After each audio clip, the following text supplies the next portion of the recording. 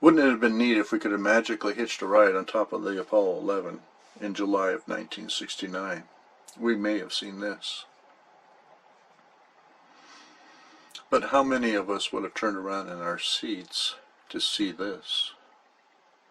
It's a different feeling, isn't it? Media says that everyone who today is 50 plus years or older would remember where they were when Apollo 11 landed on the moon. This is not true for me. I was only concerned about what was happening in my world, playing with toys, playing with my friends, swimming at the local swimming pool. But most of the population was like me. Watching and listening to the news was unsettling. Russia had their A-bombs. China, Vietnam, North Korea were all faraway places where scary things were happening. In school we had duck and cover drills, just in case the A-bomb hit near us. Fire drills and Walter Cronkite, talking about the evening news of world events. The world was not a safe place to be in. People around me were joining groups of like-minded people where they felt safe and weren't alone, where they thought they could fit in, where their voices could be heard, where their talents could be used. The herd mentality meant that safety was in numbers. People around me were looking to God for answers. Some of these people were very vocal that God spoke to them and that we should listen to them and what he had to say. These messages were not of love, rather they were of ones that, being good and deserving, only then would God protect them from their enemies. God was a bit like a vengeful Santa Claus. A few more years passed and I jumped aboard the patriotism bandwagon. I drank the Kool-Aid where we were better than them. I learned to hate. I felt that I was superior to everything and everyone. I justified my thoughts, my words, my actions. I followed the party lines. I repeated party rhetoric.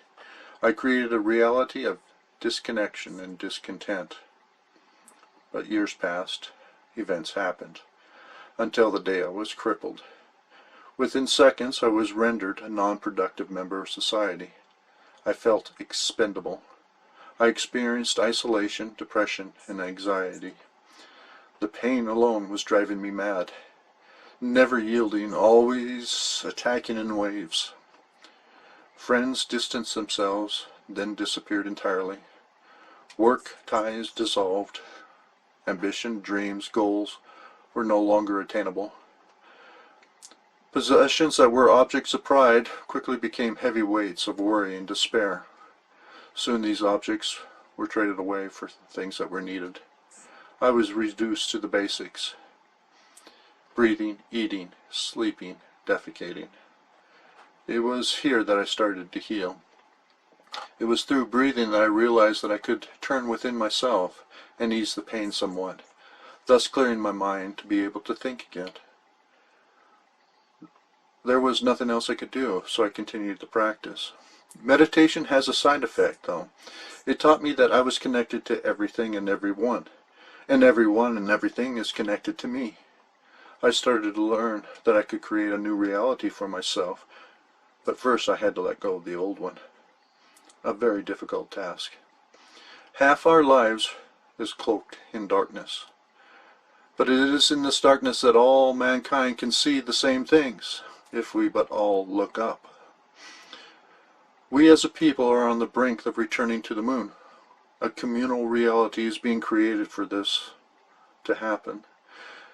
If returning to the moon means that all mankind as a whole benefits from the expansion of knowledge and of science, and this science is made free to all and is not tainted or hidden by a few for the express purposes of those few, if mankind is willing to turn away from the old negative realities and create new positive ones, then going to the moon and then on to Mars is a good thing.